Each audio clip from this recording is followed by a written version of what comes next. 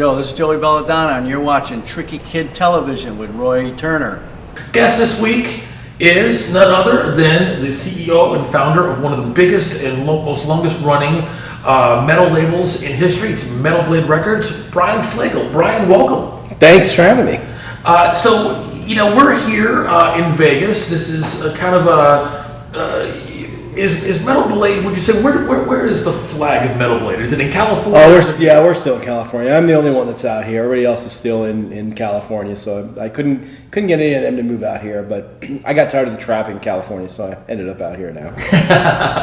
Well, you're about to go back there because it's a big week for you guys this week. Yeah, it's Grammy week, so I'm going to be in LA all week there's a huge TJ Martell dinner that we do every year. It's for charity. It's a really amazing event, and then all the other stuff for Grammy week, basically. And then we are luckily having an artist nominated this year in Killswitch Engage for best metal song or track, whatever it's called. So I'm actually going. Yeah. So congratulations to Killswitch Engage. Yeah, so basically I was just a young kid that was into the new wave of British heavy metal, which was the big scene happening in 79 and 80 in England, which was Iron Maiden and Def Leppard and Saxon and all these other bands. And I was here living in LA and fascinated by that scene. And I started the first ever US heavy metal fanzine called the New Heavy Metal Review. I was booking shows here. I ended up working at a record store.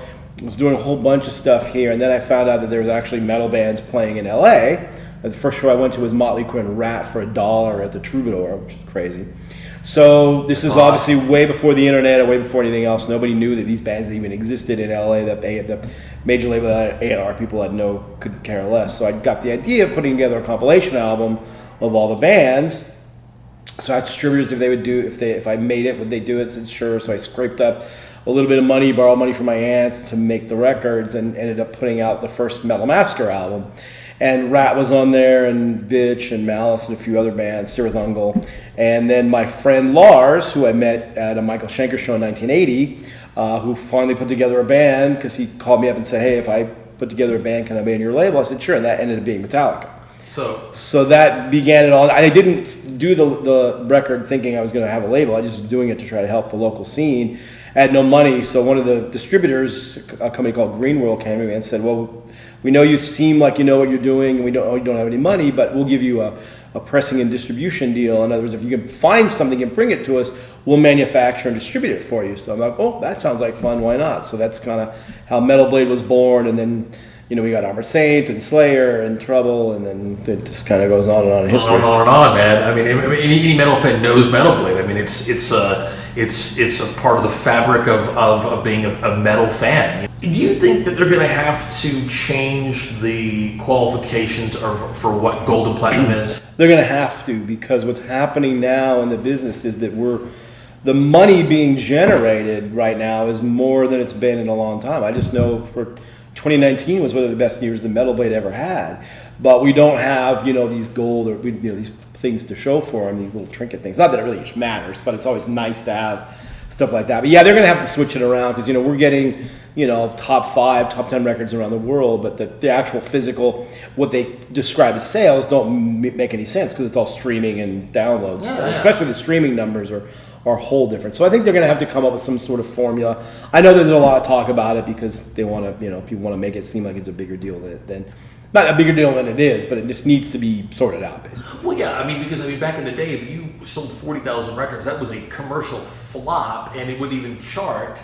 And now 40,000 records, that's a top 10 record. Yeah, exactly. So but you're not going to have that top 10 record in a gold or a platinum frame. No, yeah, they'll figure it out at some point. It's kind of, I argue with them a lot, because not to get too in depth on this stuff, but but if you have one single that streams 1 billion times, that is conceived as being an album, and you get album sales out of it. It's a bit antiquated, but hopefully they'll figure it out. Okay.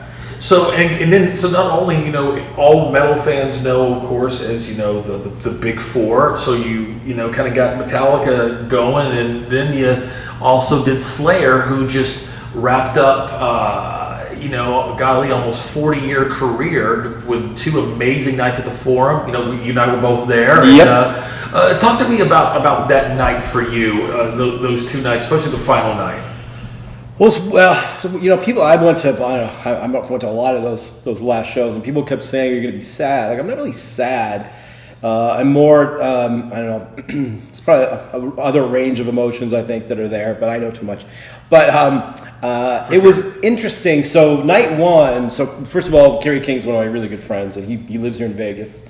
We have Golden Knights and Raiders season tickets together and a whole bunch of other stuff. But and I tried to stay out of their way because it was, those 2 nights were just crazy. Well, yeah. Everybody on earth was there. Yeah. But the first night I went in there, it was I spent Thanksgiving with all of them because they all had dinner here at my friend Chris Santos' restaurant, Beauty in Essex. So he was telling me that they were going to switch up the set list for the first show. I'm like, okay, cool. I said, I'm not going to ask you what it is. He said, I'm not going to tell you anyway. So, okay, fine. So they come out, and they played 4 songs off of Show No Mercy, which I think was start off with, I forget which song they started off with, and then the next 4 were Show No Mercy. And while they're doing that, I'm sitting there thinking, they're doing the whole album? This is crazy. Yeah, it was crazy. So the set list was amazing on that first night. So I just went back afterward and said, oh my God, that was nuts. So second night was interesting. I felt that for me, the crowds, because I'd seen a lot of these shows, and I thought the crowds were a little mellow, but LA crowd, number one, right. Usually, no offense to my friends in LA, but usually not the best crowds out there. They just see so much, they're over but it. Somebody mentioned to me, though, about that, especially the last night, that does make sense, is everybody just kind of, it was a very emotional night for a lot of people, obviously. So I think people were not necessarily in a screaming, yelling mood. They were a little bit more, solemn, I guess, or something. But they were cool nights. My favorite thing of all, though, was when, if you haven't seen it, so Kerry takes off his gigantic chain belt and holds it up and the mic drops it, which I thought was, when he was doing that, I was like, oh my God, that's one of the most amazing things I've ever seen. So I went after, and again, I spent like a minute with him because it was just lunacy. But so that's one of the coolest things I've ever seen. He told me, he literally thought about it probably, 2 or 3 minutes before he did it. Like, that would be cool to do. Wow. So that's a pretty legendary moment. And one thing I can say, because there's always the naysayers like, oh, they're going to play again. I'm not going to say 100% because you never know, but 99% that's it. There's not going to be any more Slayer shows, no more Slayer music. The brand Slayer is not going anywhere. Right. If anything, they're ramping it up. They did a huge deal with their merchandising company. They're coming out with, I just saw today, Funko dolls, and there's a million amazing things they're doing to kind of keep the brand rolling out there, which I think is ingenious. So even though the live shows are gone, you won't see the last of Slayer. Will be anywhere and everywhere in all the other ways of the music world. Motivation for he's tired of being on the road. He wants to be at home, and here's a way to kind of maintain a revenue stream without having to be gone all the time. Yeah, I think it's look, as we get to kind of the end of a lot of these bands' careers. I mean, nobody's going to live forever, obviously, and Motorhead's a great example. I think people are trying to learn how can we, when things start to wind down, keep the brand of these things rolling. Right. And I just know, being in the Slayer camp still and talking to them, I think they've got some really interesting ideas about how to make that happen, which I think is great. So being here in Vegas, did you see any of the David Lee Roth shows? So it's interesting. I have not gone. Okay. I've seen a lot of the footage. But it's a really interesting thing with that, because half the people love it because that's just the way he is, where he's not singing the songs or he's just kind of goofing off on stage, but people love that. I'm kind of more traditional guy. I want to see the whole song. So I'm not going to probably go, but when I first saw some of the footage, I was like, that's interesting. But I know people that went that absolutely loved it, absolutely thought it was amazing. So I guess to each his own. So, and I love going to living in Vegas. You get to see all these, yeah, for sure, yeah. residencies. And Aerosmith out here is crushing it. By the way, Steven Tyler sounds incredible. I just saw Styx the other night, and they were phenomenal. So, so many people are doing it at a high level, and Roth just is a whole different animal in terms of that stuff. So look, if you like his thing and you like what he's doing, it's fine. It's probably not for me, but I definitely feel like that I'm gonna like it no matter what. I'm just gonna be that kind of, and that's the way most people are at. So but I'm not naive to think that it almost requires that in order to get, to kind of get through what it is now. But I do know, though, the band he's got backing is really good. So that was the first thing, is like, oh, this stuff sounds really good. So but I do think that the death of journalism. People are actually writing reviews based upon some dude's cell phone. I know, right?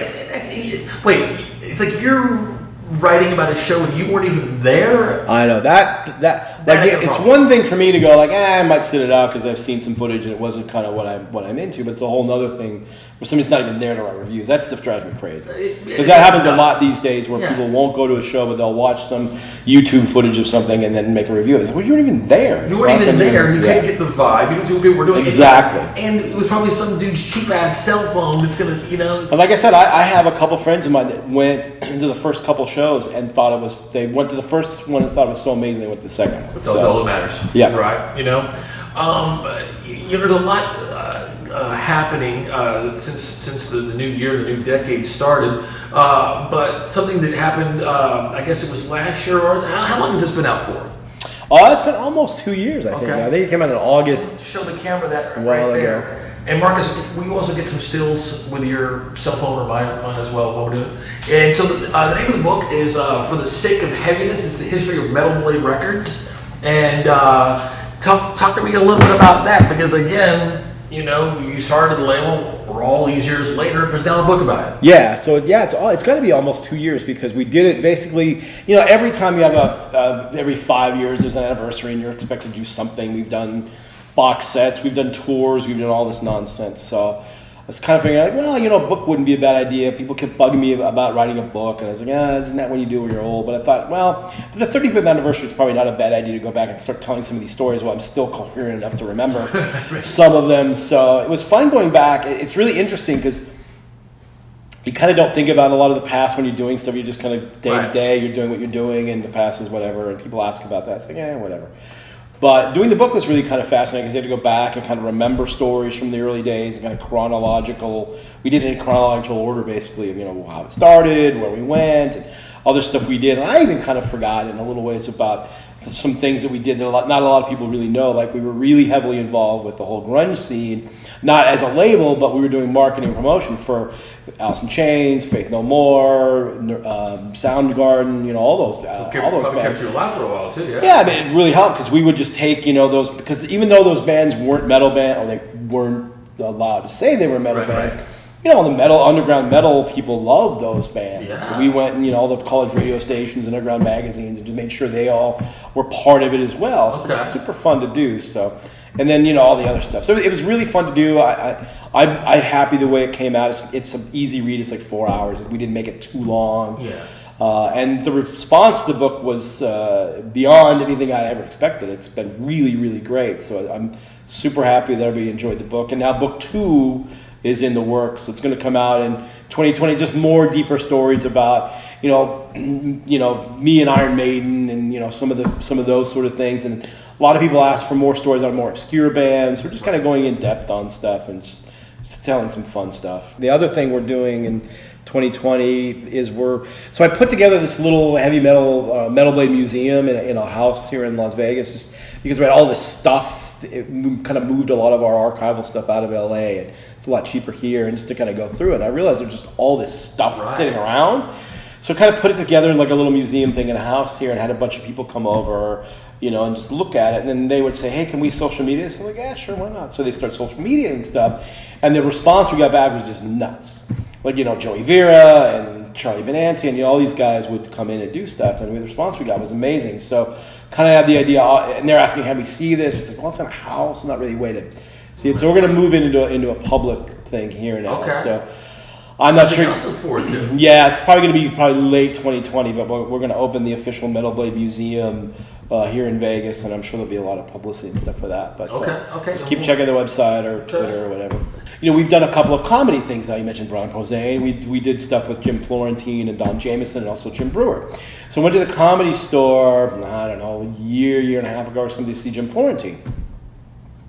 So we're talking afterwards, and he was there with this guy Megan, who is the one who was the main writer on Two Broke Girls, which was a really great comedy on CBS, who mentioned Cannibal Corpse, by the way, in there. And I had no idea it was on there. I was like watching a rerun at like 2 o'clock in the morning or something, just kind of half falling asleep, and all of a sudden I hear Cannibal Corpse. I'm like, wait, what? I had to rewind it. But anyway, she dated a friend of mine who used to do all the Metalocalypse stuff, not Brandon, but one of the other producers, and he got her into all this metal stuff. So we're all hanging out, and one of the people we're hanging out with is John Cleese's daughter, Camilla, who's now a stand-up comedian, who could not have been nicer and sweeter, and she also liked the rock music stuff. So at the end of the night, I kind of was like, wow, I just hang out with John Cleese.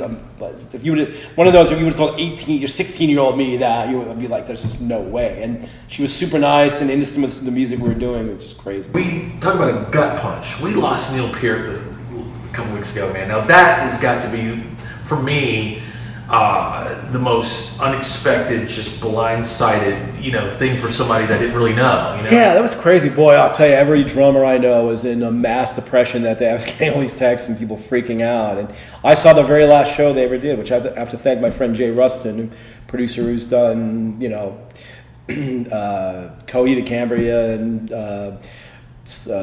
not Slipknot, but he did Stone Sour and Anthrax and a million things. And Brian Posehn. Brian Posehn, exactly. Anyway, great guy. So he was like, you got to come see this last Rush show with me. I'm like, all right. I'm a massive Rush fan. I saw them a zillion times. Wasn't a particularly big fan of their second level, all the later sort of stuff. Okay.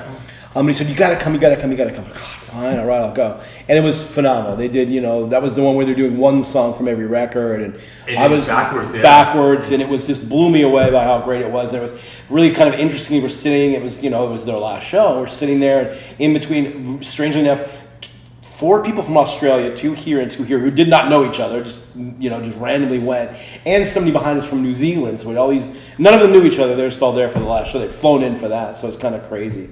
And Jay reminded me of that. So yeah, we were at their last show ever. Only thing about that, obviously, you hate losing people, and it's awful when that happens.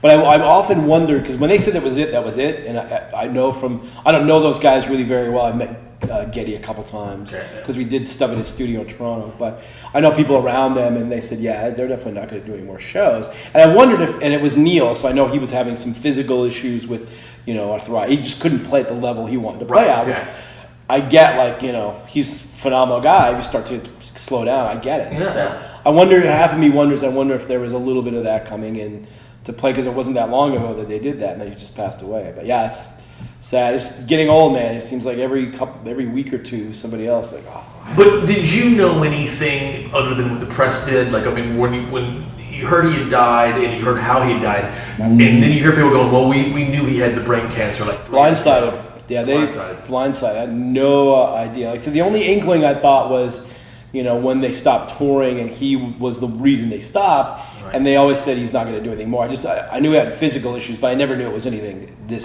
serious. Okay. I always knew that he hated touring, and I felt like that he just thought, we landed on an even number of 40 years, and we've done all that we can, and yes, maybe I'm not playing as well, but if you were the last show, they were phenomenal. But I get it, for a guy like him who was such an amazing drummer, one of the best ever, for him to start to slow down a little bit, I could see where like I said, not knowing him at all, but just knowing people around him, I could see where he would be like, I'm just not going to, if I can't perform at a super high level, I'm just not going to do it. And, they made enough money, and he didn't like touring, and so I get it. Yeah, I mean, that's kind of what I just took it as that, okay, and then maybe they'll do maybe a Toronto residency or something, but they have this just chosen for us. It's been taken away. You could just see Geddy going, God, I don't want to play with Rush again, and he's always talking about it and stuff. Yeah, and it's interesting because while the fan side of me would love to have them do more shows even without Neil, I get it that those 2 guys are like, You'd be okay with that though as a fan? I would be okay, and it's weird because sometimes there's certain bands I'm not okay with them doing stuff without a certain member, but Rush. The only thing I realized that I even thought about it was I saw Styx the other night, and drummer in Styx is freaking amazing. Who's playing with him? I forget his name now because I'm the worst person on earth with names. Okay. I've seen them twice now with this guy. He's plays similar to Neil and is an amazing drummer. He won best classic rock drummer of the year 2 years in a row, modern drummer, all that stuff. But you'd be okay with Rush performing as Rush without Neil Peart? I might be. Blasphemy. I know. I didn't say I was. Right. And it's not ever going to happen. So it's not going to happen. But give me an example. I like what you said. You said that there's some things that you're okay with. That you kind of get it. That people would be like, what? But on other things, you apply that same type of. Well, so here's the thing. From I'm old, so I've seen all these bands in their original forms. So I get it that a lot of kids haven't seen Kiss with Ace Frehley or Alice Cooper with the original band, or you can go on and on with a lot of these guys, Leonard Skinner. So I get it that younger kids would want to see these bands even without some of the key players because they never got to see them. Right. So I get that. So while I wasn't a big fan of Kiss without Ace Frehley, although I saw them on this last run and they were really, really good. But I get it. It's like kids should be able to see it. They're still putting on the big show and stuff. Sounds great and stuff. So I always connected with it. And I wondered, you said a while ago that you mentioned that you had met Geddy a couple of times. Did you ever get to meet Neil? Yeah, I'll tell you a funny story about how I got into Rush real quick. Sure, I'd love So this was back in the day where, before real radio stations or anything, and you would find out bands by going to the local record store and going through the bins and looking at album covers that might be kind of metal. I'm flipping through there and I see 2112 and I go, that looks like it might be metal. And I asked one of the guys at the record store, I go, I don't know what that is. So I'm like, all right, well, whatever it was in the promo bin or something, so it was probably $2 or something. So yeah, I'll give it a shot. So I go home and play it, and it's like, oh my God, what is this? Next day I had to go back and get Caress of Steel and not Farewell Kings in the first album and Bye Bye Night and all that stuff. So I was just that's how I used to do it, just randomly like, hey, the album cover looks cool, why not? And then I got into that and just went backwards and just became completely obsessed with Rush. And I would buy shit from your label without ever hearing it because it just looks sinister as fuck. Because for us, not only this is how you discover music, like I bought Venom's Black Metal just without ever hearing it because it just looked like whatever this is, take my money, I'm in, right? Brian, thank you for joining us. Thanks for having me. So much. Thanks for the support. Appreciate it. Of course, man. Get this book, man, and there's a sequel coming right here. Again, the book is called, for y'all listening, it's called For the Sake of Heaviness, The History of Metal Blade Records by Brian Slagel. He is the founder and CEO, and it just...